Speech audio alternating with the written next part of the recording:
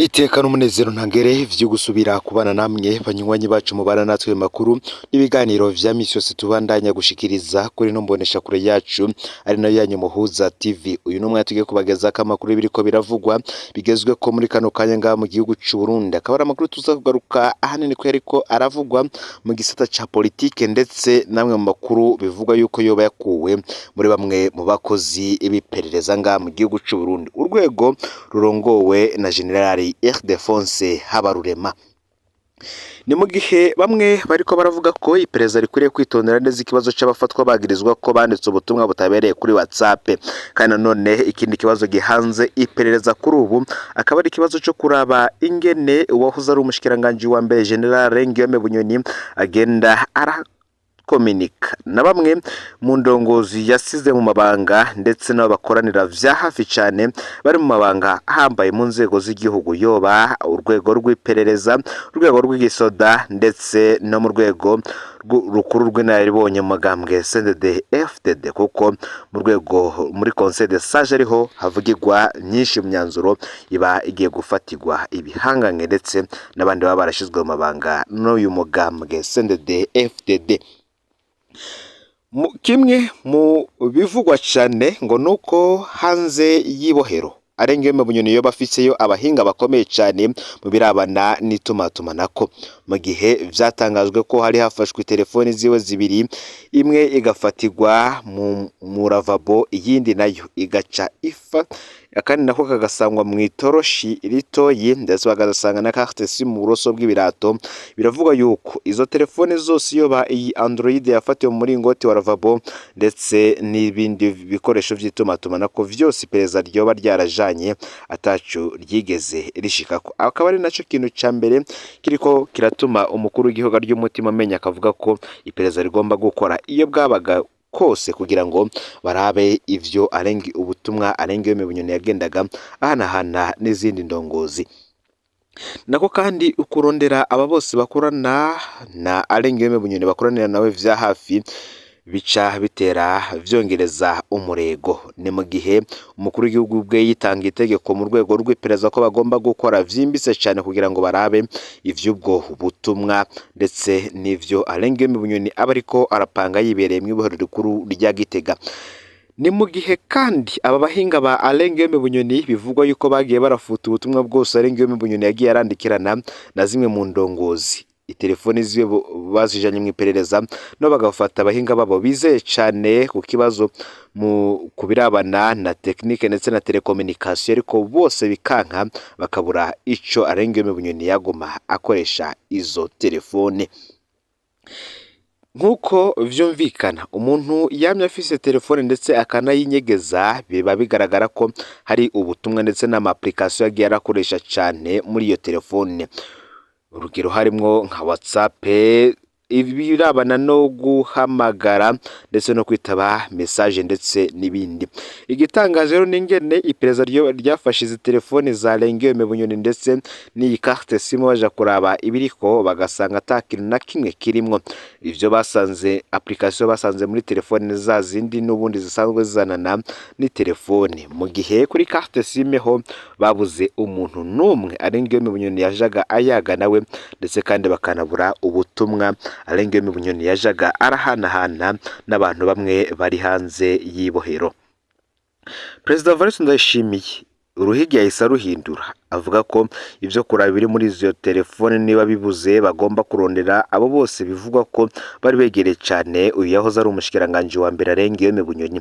Muri abo kandi biravugwa ko Bunyoni yoba yifitiye abandi ba general bariko barakoranira vya hafi, ari nabo bagira uruhara rukomeye cyane mu kumuronsa ibi bikoresho vy'itumatumanako. Ivyo President Evariste Ndayishimiye we afata nk'ubugambanyi ku ruhande rwiwe ndetse akanaraba mu bantu bose bakoranira vya hafi kuri iki kibazo ca Bunyoni akaba ari abantu bankana cyane na Bunyoni. Gusa bamwe bakavuga ko amahera ataco atogura, ko Alengeme Bunyoni n'ubundi nabo yobishura bakaza baramuronsa bimwe mu bikoresho yifashisha ari ngaho mwibohero. Tubibutse ko baja gusaka icumba Alengeme Bunyoni aherereyemo mwibohero rikuru rya Gitega hatwawe amakaye yiwe menshi cyane. Bivugwa ko Alengeme Bunyoni we yariko arandika igitabo nkuko twabagajije ku makuru yacu abanza. Basanze rero afise amakaye menshi asanzwe. Bunyoni yahora yirirwa yandika. Abapolisi bamaje yabishiye ko ariko arandika igitabo, ariko abapolisi ne bamwemereye kubandanya cyane kuko bagiye bamutwaye amakaye yiwe yose. Yagize ngo arabaza ico bagiye kuyakoza, bamwishiye bati nitwasanga atakirimwo tuzoyagusubiza. Nako kandi bikeka ko Alengeme Bunyoni afise ibindi bikoresho vy'itumatumana mu cumba ciwe nubwo bagiye bagasaka. Birazwi yuko Alengeme Bunyoni iyo agiye gusakwa n'ubundi bamara amasaha ava kuri 3 gushika kuri 5 bakirondera niba koko Alengeme Bunyoni nta bindi yoba yanyegeje. Ni nabwo rero bagiye gusaka bagasaka amasaha 3 ya mbere bakabura, 4 bakabura, ku isaha ya 5 akaba aribwo baronse carte SIM mu buroso bw'inkweto Alengeme Bunyoni akoresha. Ibi rero akaba arivyo vyatumye n'ubundi umukuru w'igihugu akomeza kwikekwa ko Alengeme Bunyoni yoba afise abamufasha. Ni mu gihe gushika mu cumba araramwe nkuko twamye tubivuga hari koridori igizwe n'imiryango 4. Aha hose kugira ngo Alengeme Bunyoni agerwe ko n'ubumushaka babisaba ko abagabo 3 aribo bahishikira canke se indongozi 3.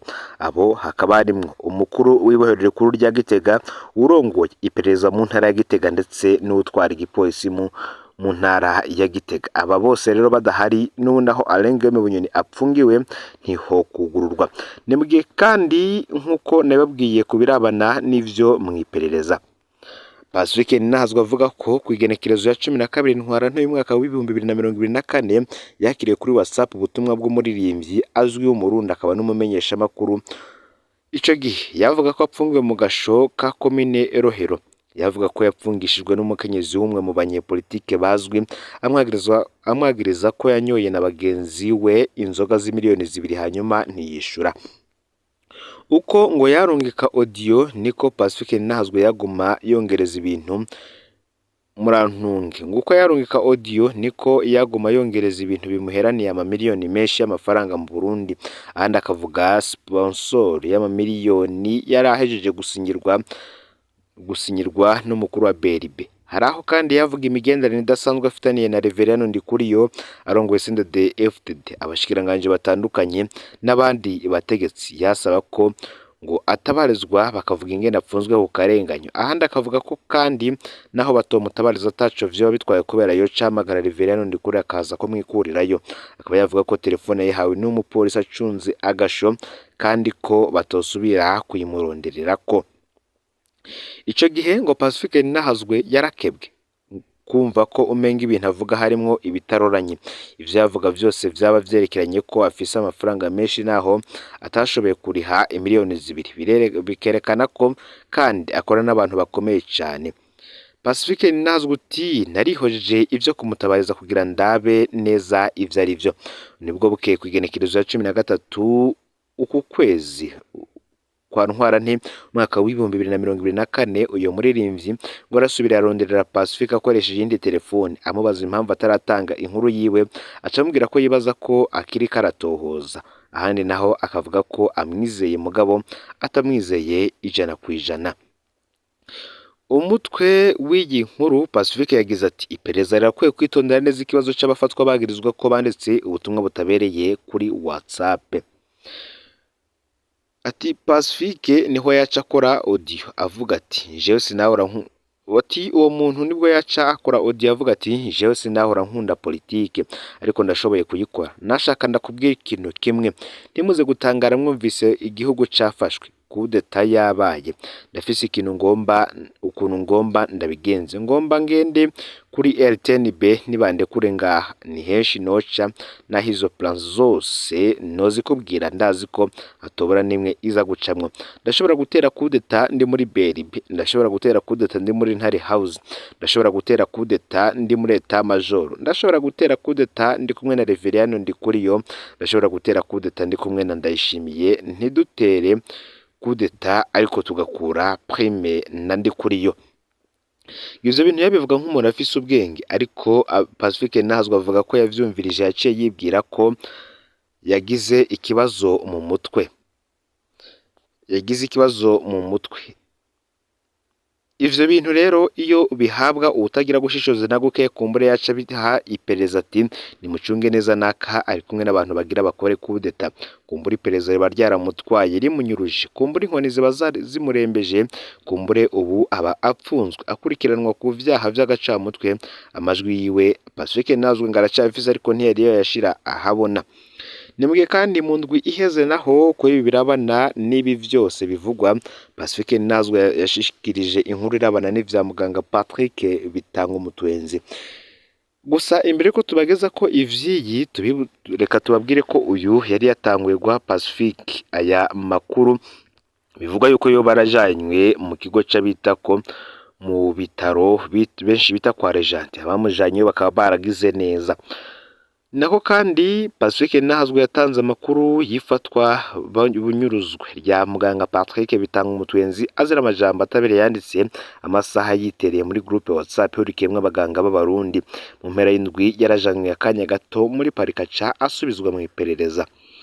Nako kandi ngo Pacifique Ninahazwe yagiye araronka ubutumwa bw'abantu benshi cyane bavuga ivyo muganga Patrick yari amaze iminsi avuga canke akora vyerekana ko afise ikibazo cyo mu mutwe, gutukana ku babariyeri ahagaritswe n'abapolisi, agakoresha amajambo y'agacamutwe, kuzana amenyesha amakuru mu bitaro vyigenga yari yaronsemwe akazi, agatangaza ko ari wenyine n'ibitaro, gutuka abigisha bamwigishije muri kaminuza ko ivyo babigishije vyose ari amafuti n'ibindi vyinshi.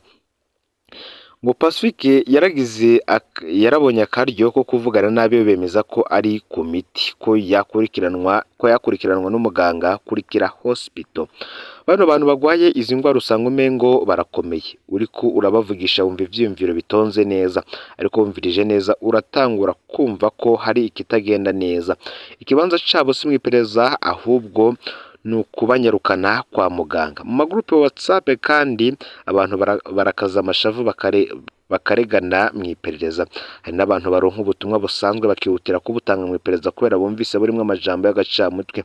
Ariko iperereza aho kwihutira gupfunga naryo ryoraba vy'ukuri bakoresheje ayo majambo niba koko bari bakomeye neza mu mutwe.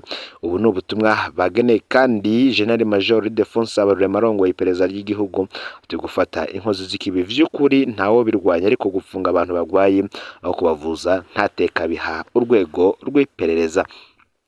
Ngayo rero amakuru yaragezwe ko muri kano kanya ufyonde subscribe canke sabone niba utari wafyenda ko kugira ngo tujucikanwe nayo dushikiriza usangiza no makuru bagenza kandi aho baherereye hose kugira ngo nabo baje bashikirwa n'abiriko biravugwa bigezweho nga mu gihugu c'u Burundi, hanze imbezi igihugu c'u Burundi ndetse no makungu ya kure. No Muhoza TV Imana ibahezagire.